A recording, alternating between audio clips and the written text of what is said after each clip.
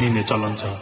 धामी झाँक्रीहरू विशेष गरी गुरु पूर्णिमाका दिन आफ्नो ज्ञान मन्त्र बढाउन गुरुहरूको पूजा गर्ने गर्दछन् र यस क्रममा धामी झाँक्रीहरू तान्त्रिक मन्त्र र मुन्दुम गरी झाँक्री नाच गर्दै चिन्ता बस्ने गर्दछन्।